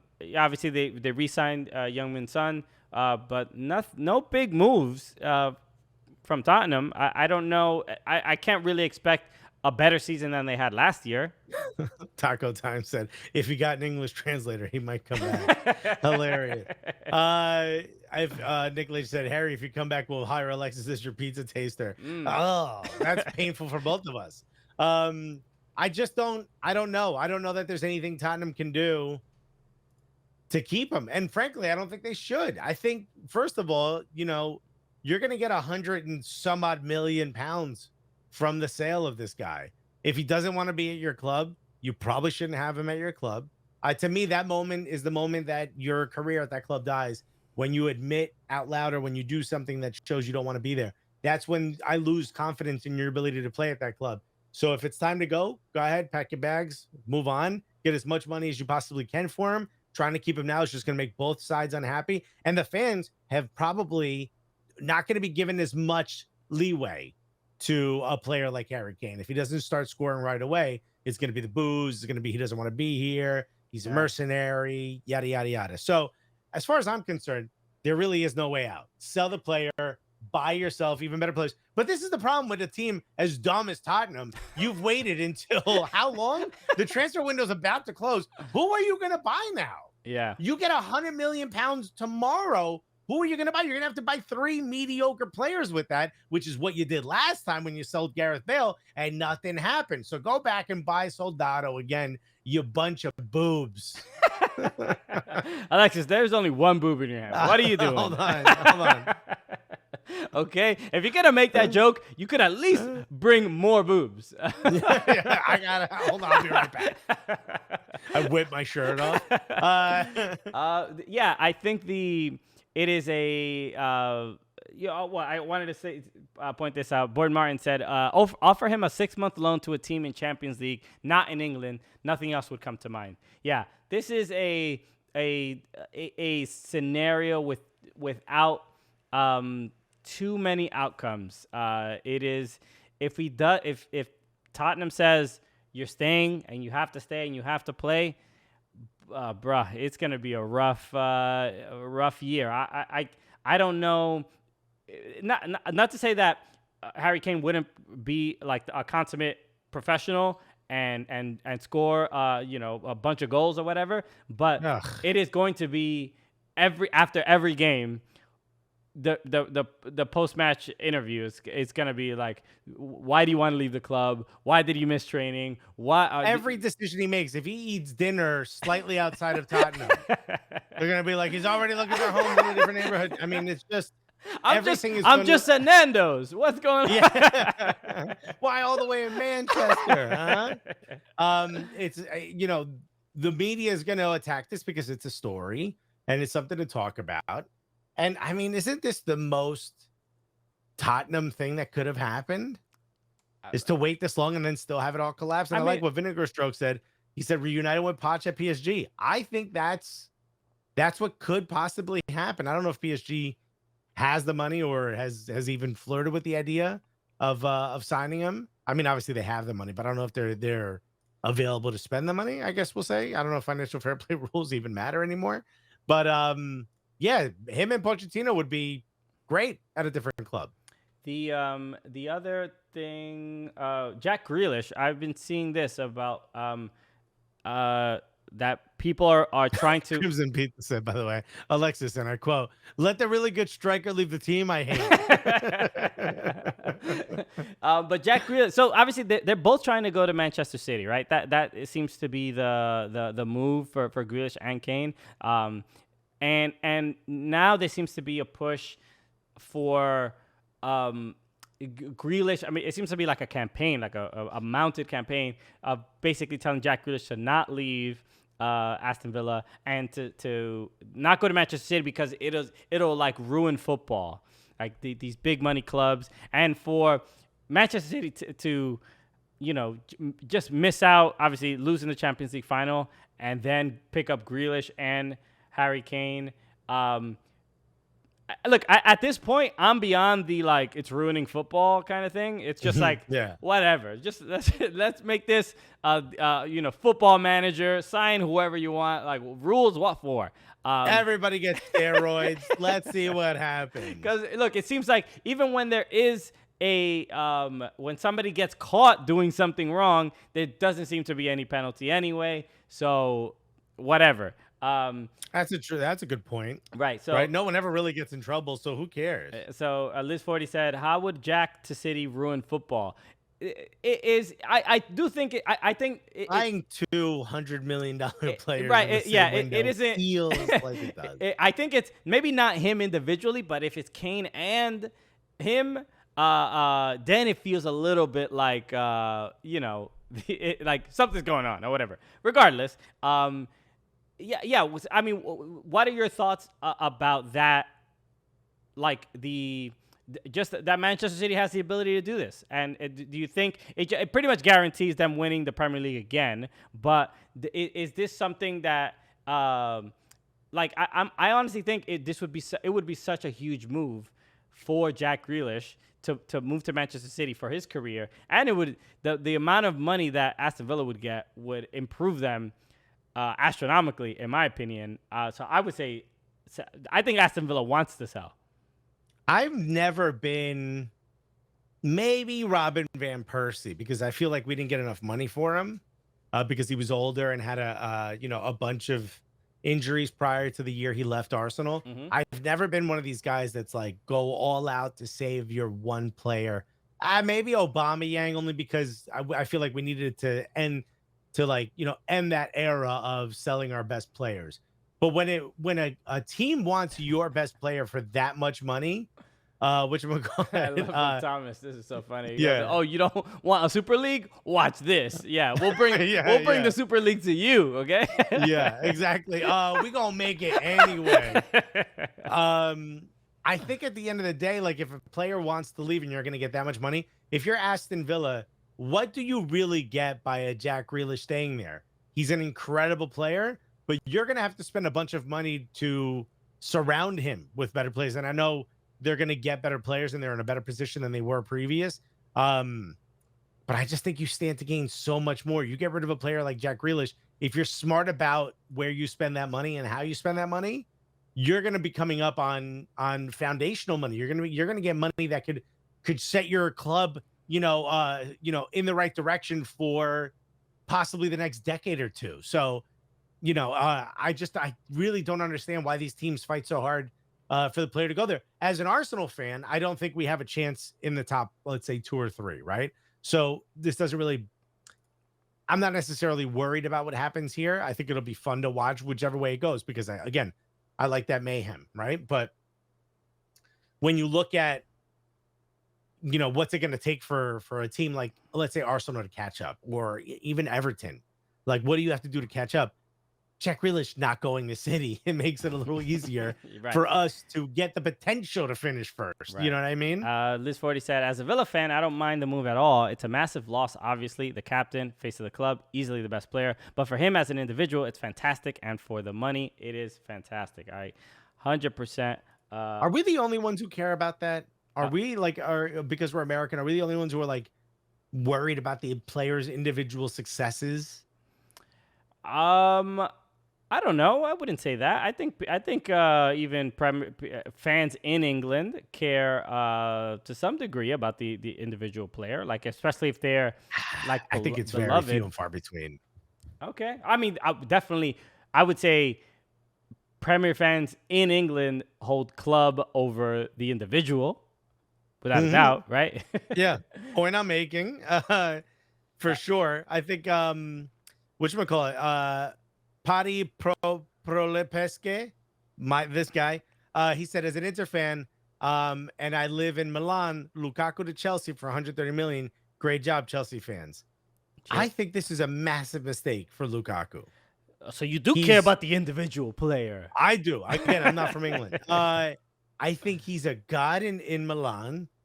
Why would you, at this point in your career, why would you put yourself back in the Premier League? I would say this. I wouldn't mind the move back to the Premier League, preferably Everton. But a move back to Chelsea is the confusing. That club. What are you doing? Didn't value him. Didn't appreciate him. Sent him out on loan. The disrespect of making him play at Everton. Ugh. He wouldn't be at Manchester and Inter without Everton. Anyway.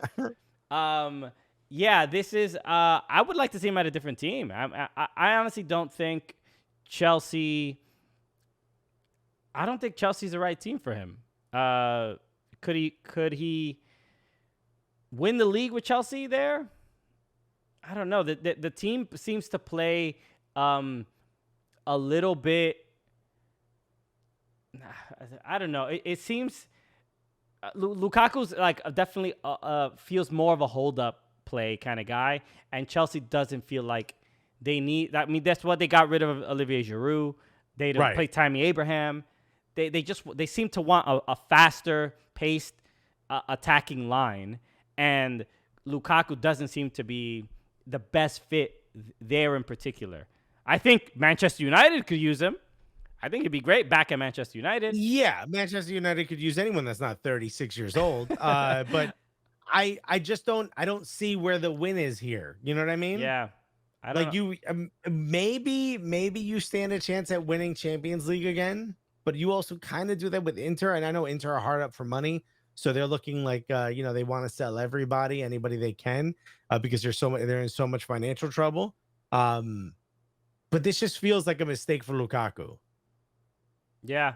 I mean, and Bay Reguna just said Lukaku and Lautaro are so good together. But Lautaro Martinez. So you mentioned Inter having some money issues. They had to sell Ashraf Hakimi. I believe they sold somebody else. But they're looking to sell Martinez as well. So and Arsenal keeps coming up. Yes, that's why I want to mention it, because Arsenal seems like the landing spot for Lautaro. Nick Lay just said selling Lukaku is greater than going into bankruptcy. Yeah, look, they're listening to offers. They're like, okay, you can really help me out of this bind I'm in. Okay. My point is, if Lukaku is smart, he does what Griezmann is doing and saying, "Look, I'll take less money to stay here and help you guys." Okay. Because going back to Chelsea, I mean, why would you put yourself back in that pressure cooker? Why would you put yourself back into that powder keg? When you're a god in Milan, you don't need that anymore. And I mean, I don't know his finances. I'm not here to speak about people's money, but it feels like you don't need all that extra money. Well, You know what I what's mean? left for Lukaku? What does he want to do? He obviously wants to. He would have. He probably wants to make it to the next Euros or play well in the World Cup. Yes, Right? I think Belgium is obviously still the #1 ranked team in FIFA. They're always favorites, but they always seem to disappoint during in international tournaments. So Lukaku probably wants to win the Premier League. I think he would want that at least once in his life. He won in Italy, and I think and winning an international trophy. I think those are the last two things I think he would want to accomplish in his career. I could see him going back to the Premier League before his career is over. He's also he's also rumored to be interested in MLS. He had tweeted about maybe playing in New York or Miami or LA. So that's another thing there. He doesn't have an MLS Cup yet, so always going to be a stain on his career without that. Christian Pizza said Lukaku to Man City confirmed then, right? They could afford him. Yo, how great! Yes, they can. He would be incredible at Manchester City. He would be perfect for them, and he would be beloved. I don't think he'd be treated the same way he does get treated at Chelsea. Right. That's for damn sure. Okay, so if there's any other subjects before we wrap up, if anybody in the chat wants to put it in, feel free to do that. There's a couple things I saw. Xhaka going back to Arsenal. Yeah, that shocked me. Dude, what are we doing? And I think we're giving him a 4-year deal. What are we doing? Well, look, Granit Xhaka is not a bad player. It's just like he loses the faith of I think the fans and maybe the coaching staff from time to time, whether it's some bad whether it's a mistake, whether it's aggressive. He's gotten a couple red cards the last couple years, right? He's been sent off. Remember, he got sent off, and this is why the fans were really upset with him, right? When he got sent off. Right. So the kind of a shock, but I can't tell if so he was supposed to move to Roma. I don't know where the deal failed there. It seemed like it was a slam dunk. Like they couldn't. No, I think they couldn't come up to Arsenal's valuation. I think the original offer was 17 million pounds, if I'm not mistaken, 17 million pounds. Okay. Which is probably like 22 million euros. Xhaka is the Bobby to our Whitney. Way to make it very North specific for me, by the way. God damn.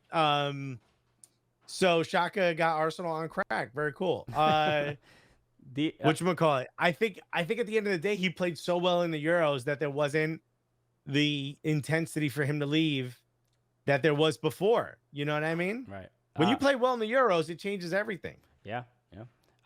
Which that sort of reminds me of like the Gold Cup. After I think before that final whistle or before the goal that Miles Robinson scored, it was like, okay, a lot of MLS guys here. Well, everybody sort of knew the ceiling. But as soon as Miles Robinson scored, honestly, it raised the stock of every single player on the pitch. I mean, Miles Robinson. During the game, they were talking about, what's his name? Matthew Hoppe getting looked at by Arsenal. Right. So that was Grant Wall was the first person I saw tweet this. He had, I'm going to say reported, I'm assuming so, that Matthew Hoppe is getting interest from Everton and Arsenal, and that he's essentially picking between these two clubs. Okay, so what's your perspective? Matthew Hoppe at Arsenal. How do you think he fits in there? He doesn't, and he's not going to get playing time. Okay. There's too many people ahead of him. You've got Lacazette, who's a striker. Wait, is Lacazette coming back? Is he got another year. Okay. You've got Martinelli, who's young. You got Aubameyang, who can play centrally. You've just got too many people ahead of you. Even again, Willock, who's a midfielder, can play as a forward. I just think there's too many people in front of you if you're Matthew Hoppe. That said, Everton, I think, is a incredible fit for him because he will get more opportunities, especially because Arsenal doesn't have to play as many matches. I don't think he's getting playing time at Everton either. You don't think in some of the secondary competitions he's going to get playing time? Your little Carabao Cup, you know what I mean? Matthew Hoppe's perfect for that. Moise Kean is back. Dominic Calvert-Lewin. Between those two, I think they're going to be splitting most of the time, even at the cup competitions. Maybe a third string striker, unless he can really, really impress to go above Moise Kean, which I think is a possibility. Here's the problem with someone like Matthew Hoppe. From everything I've read, he's a gamer, right? He's not someone that shows well during training. You know what I mean? Mhm. He's the kind of guy that has like a magic nose for goal and somehow finds a way to get it done during the matches. I've never heard of I've heard of a nose for goal. I've never heard of a magic nose for goal, because that just sounds like someone who. Sorry, he has a magic, which is a nose for goal. You know what I mean? Sounds like a euphemism for somebody who does too much cocaine. He has a magic guy. nose. I Go got. to the bathroom with him. Let me tell you something. Woo! He's got a lot of fun. I was trying to find something to say with Boo, but I think I'll just show it. I mean, people do cocaine off of those. That's true. Off of stress balls, obviously. Alexis has a magic nipple. Bay Area Guna said Martinelli is the future striker to look out for. I agree. Hey, a hammered hamster is here. What's up? Everything Hammer? feels so much more normal. Miss you too, buddy. Uh, I don't think he's gonna get but you know what? I feel like kind of like what Jack Harrison did. Go to a team in the let's say maybe like a team like Brentford, or maybe a team in the championship who looks like they can come up next season. That's a great place for a guy like Matthew Hoppe. You know what I mean? I agree. I think a championship is probably a higher level than 2 Bundesliga. Yeah, I would say so. Or Venezia. I know all the Americans are going there. Make it the U.S. men's national team B squad over in Venezia. Venezia is the Chivas for for American players. Yeah.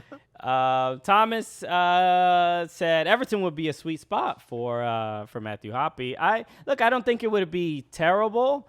I just think it would be as a U.S. men's national team fan. I feel like and getting playing time, I feel like that isn't the best spot for him.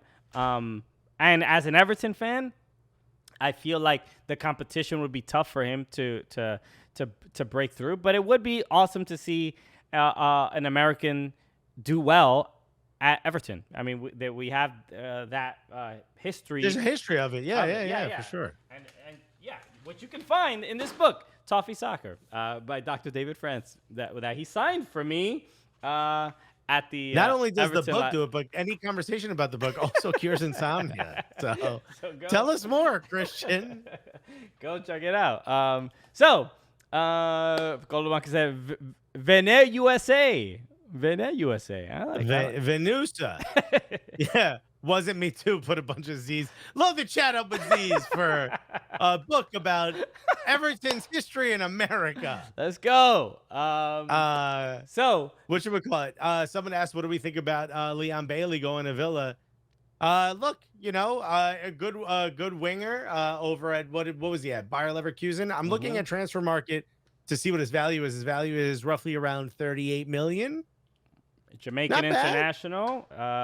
Right, speedster. I've seen interviews of him talking about he helped with his. You know who helped him with his speed? Usain Bolt. Usain Bolt was the guy who told him. That's the thing. You know who fixed my electricity? Nikola Tesla.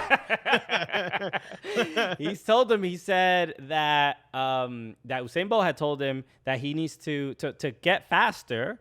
It's not leg workouts. He basically said that you need to work on your core extensively, and that is what will help you get faster. Which I don't get how that works, but he's very, very fast.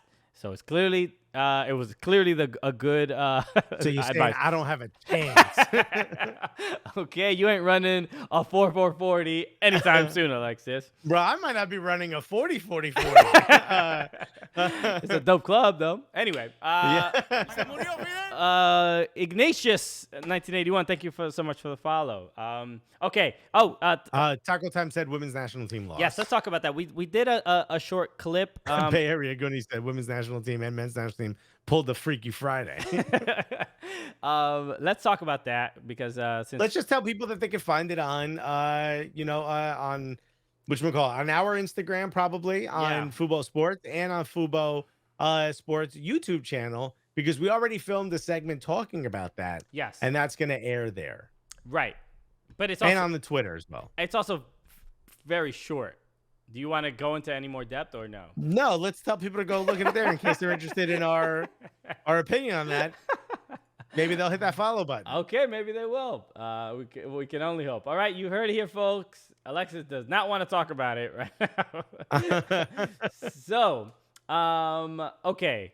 So yes, go. We did a segment on the U.S. Women's National Team and the U.S. Men's National Team. They're both available there. Okay. Follow at Football Sports on Twitter or subscribe to the Football Sports YouTube channel, and you can see all of that stuff. Okay. Is there anything else? Oh, this is one thing I wanted to mention. I saw this on Reddit. Apparently Christian Eriksen is back in Italy for the first time after his near tragic collapse at the Euros. I don't want to read the whole thing, but essentially it says Eriksen will undergo further tests in Italy and is not expected to be back on a soccer field for at least 6 months. I saw this, and it really should be never again. Yeah. What is he doing? It feels like I guess it's worth investigating to see if they can, maybe if he wants to play. Hopefully they can get to the reason it happened, because without knowing why it happened, I don't see how you can ever play again, because it might happen again. And physical activity could have been the cause. So yeah, I mean, it just seemed like his heart was extended past what it could handle. Maybe don't do those things again, I don't know. Yeah, it's hard to, players that have had those situations, like Fabrice Muamba, never played again. Mm-hmm. There's other situations that obviously weren't top, Premier League or top flight or even soccer, where players have had these heart conditions and they've not been able to go back to the level of activity that they were before.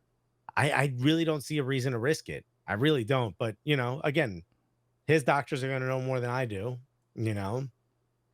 Although some of the people that nobody's expecting me on Facebook, nobody's expecting maybe you they to know more. Okay. All right. So I think that's about it. This been a fun. If that were you, would you play again? No. That's a tough question. You know what? Because that's why I asked it. I've said this before. My brother had a cardiac arrest and he survived, but he was playing handball and it happened. And then after he got his, but they knew the problem, right? He had basically clogged arteries, and once he got stents put in, it was like he was back to normal the next day. So and now he's been active and playing again, and he's fine. And nobody's saying that he shouldn't play, but it's because they know what caused the heart attack. Right. So that makes it a little bit more comfortable. If I was exactly in Christian Eriksen's position, and from my understanding, I have not heard anyone say why he had the heart attack, I would probably not play, just because I'd be too scared that something was gonna happen. Yeah, that's the same way I'm at. Same place I'm at. Whatchamacallit? A different sport, but Chris Bosch had to give up playing. That's right. Completely forgot about that. Alexis King of Tough Questions said hammered hamster. Thank you very much. He said usually food related. We didn't need that. And Thomas said he also wouldn't play, but he's a coward. So I think that, watching your wife cry on the sidelines, watching your entire country, the whole world really, but your whole country kind of hold its breath, hoping that you're okay. I think you'll be fine. I think maybe you have a career ahead of you. That's right. Clint Dempsey also had a heart condition. I forgot about. Yeah. Maybe you have a career ahead of you as someone in the media, or you can be an ambassador for the game. You could be around the game and he's kind of old already anyway. You know what I mean? It's not like he's not 22 and coming back. I don't even think he's 30. I think he's 33. How old is Christian Eriksen? I thought he was in his 20s. He is 29. There you go. You passed it, buddy. Hang it up. All right, old man. Who was it who said? Nick Leachman said his heart gave. Who was it? Eriksen. Bay Area going to said Eriksen collapsed when he realized he was once a Spurs player. Awful. He's 29. Man. He's young. You could understand why he at least wants to try to play a couple more years. Again, it needs to be. It's just not worth it. It needs to be studied, and he needs to figure out. Nick Lay said, I most certainly did not say that. Yes, he did not say that. I Hammered Hamster has subscribed again. Thank you so much. Nick Lay's like, put it on record. That did not come out of my mouth. So the So yeah. Look, it's a complex situation, but obviously you hope that he's okay. And I look, I mean, the level, even for me, the level of emotion I think I'd feel if I saw him play again.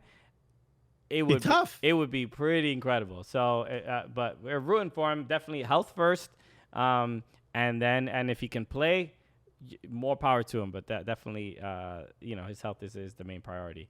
Barry, you're gonna say Christian says, awful to me, but kicks it with the boob. I mean, I sort of understand what you mean, but.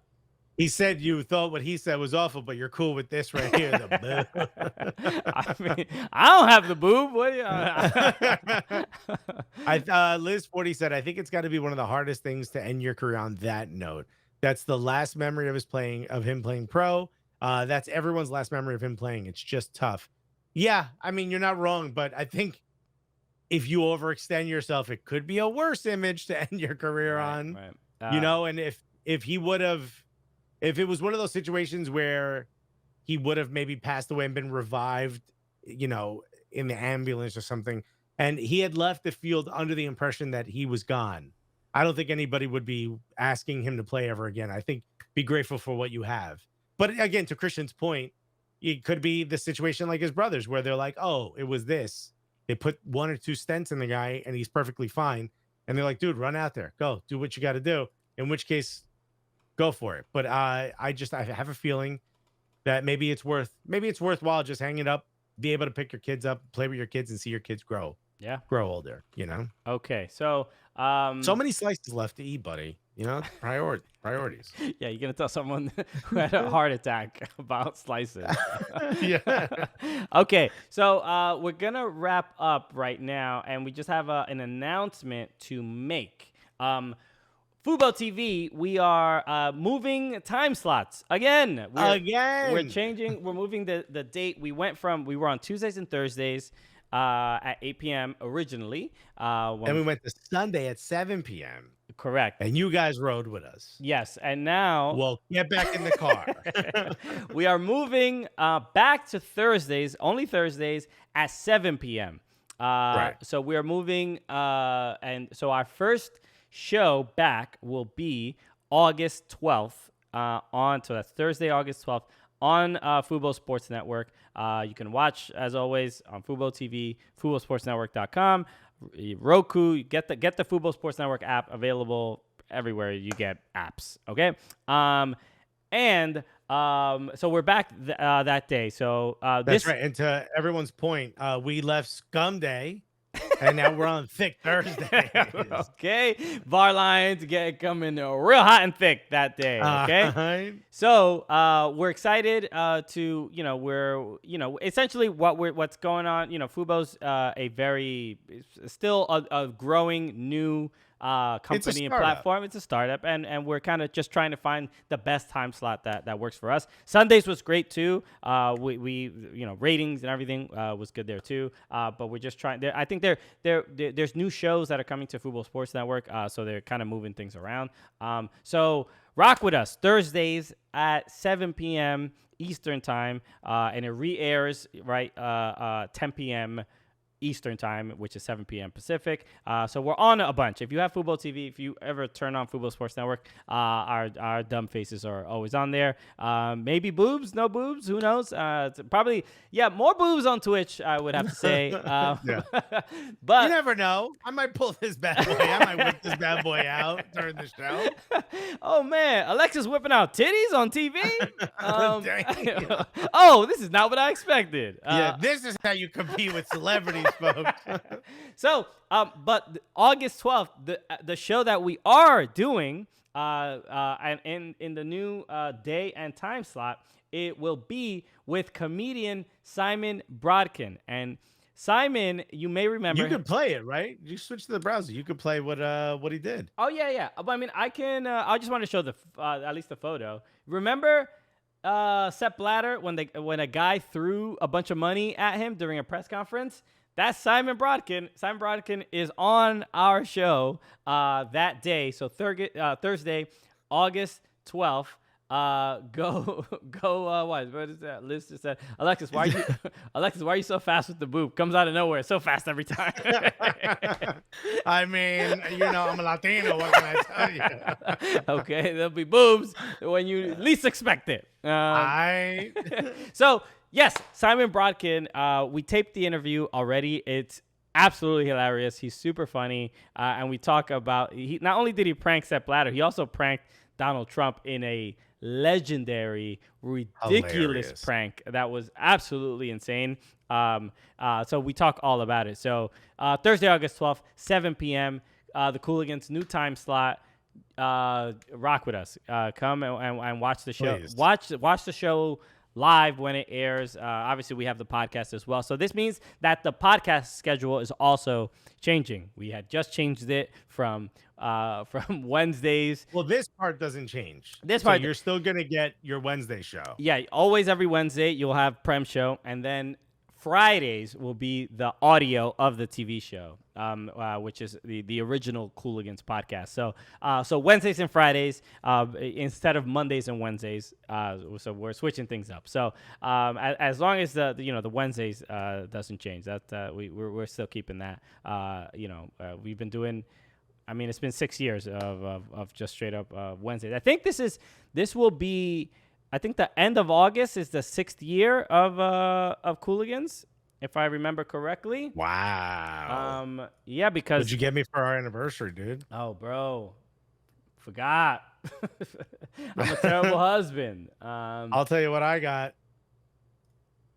What'd you get? Bang! Wow, Liz was right. I really. Nick Lay said he got you. You never know which angle it's coming from. You feel me? Nick Lay said he got you a bagel, and you know what? That kind of looks like a bagel. All right.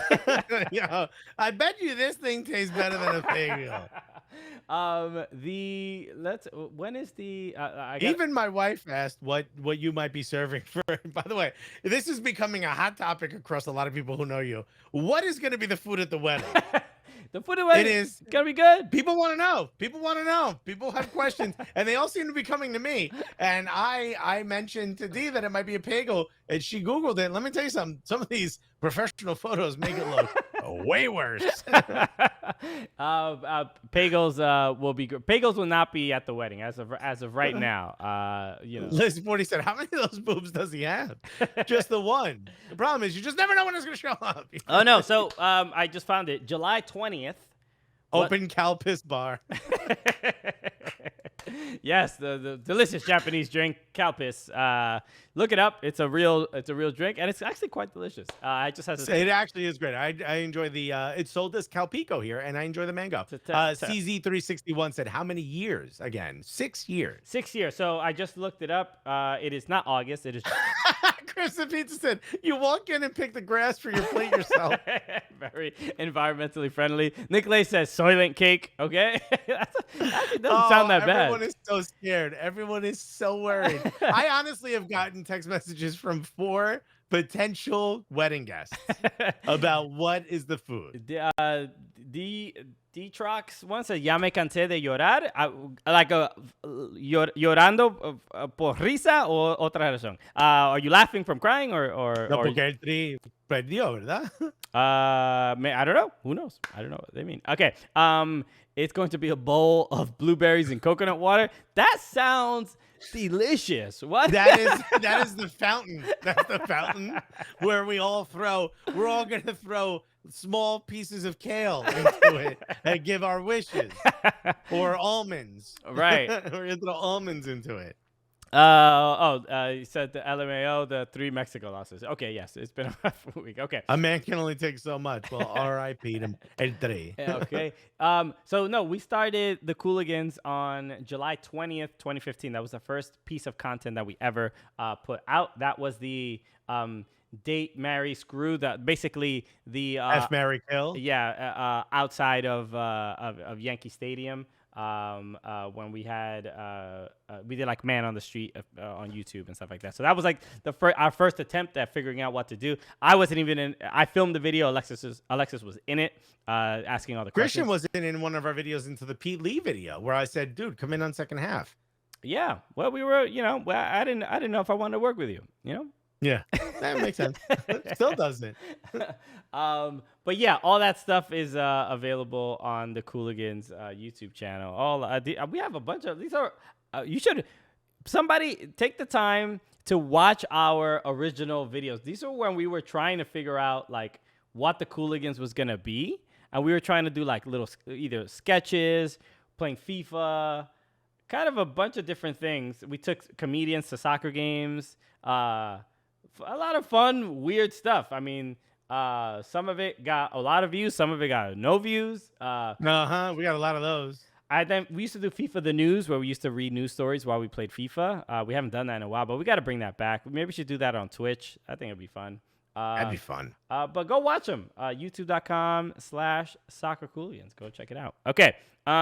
All right, let's wrap up. We've been on here for a little bit. So thank you, everybody, if you're listening to the podcast. Much appreciated. Crimson Pizza just has 6 years and one boob later. Christian still isn't sure he wants to work with you. Well, I mean, when look, we'll see if we have some like some Twitch strike because of these boobs coming on the screen so often. We will see, and then I'll decide. But everybody, thank you again. Hammer Hamster said Christian doesn't work with Alexis. He works by himself while Alexis hangs out. Do you have a camera? Well put. Was it Alexis Barry back then? Yes, I was. Yes, I was. 7th season of the Cooligans. I wonder who dies. Gunny. Gunny will die. Yeah. Gunny dies again. So, everybody, again, a reminder, Thursdays, 7 p.m., Fubo TV is when the show will be moving to. Simon Brodkin is going to be the guest that day, and we have a bunch of incredible guests lined up the next few weeks. A lot going on. Premier League is starting back up. La Liga starting up. MLS is in full swing. We're going to be still doing a bunch of stuff with NYCFC. A reminder, if you haven't seen the video of us training, taking free kicks with some NYCFC players, recreating some goals. Make sure this is still on the pod. You know that, right? I am. I'm telling people to do these things. Okay. Okay. Yeah. People appreciate that stuff. Because So go. Thomas 1906 said Tit Martino. So stupid. And Barmine said naming the boob R. Teta. Okay. Or it could be Teta Martino. That's also good. There you go. All right. We're having fun here. Go check out our video with Goodman Ditz Robinson. This is like the behind the scenes one. This is longer than the original video that aired last week. So you can see us take some poor free kicks on there. Yeah, it is not good. It is not good. I look like a boob out there. All right, and look who just walked in before we wrap up. He was quiet, though. He was quiet. All right, everybody. Thank you again for tuning in. We appreciated this. Yeah, 6 years of the Cooligans. All right, stop licking me, bro. Anyway. Yeah. Okay. It's like 42 Doug. If anybody gets that reference, let me know in the chat. Okay. Everybody, thank you so much. It's been... List 40 said, I know which Liga owned team Alexis supports. Breast. So... Thank you again, for everybody, for this. It's been a fun 6 years. We'll do 6 more. We'll keep it going. It's been fun. Why not? Why not? We got nothing up. We got nothing better to do. All right, everybody. My name is Christian Polanco. I'm Alexis Guerreros. And together, what are we? The Cooligans!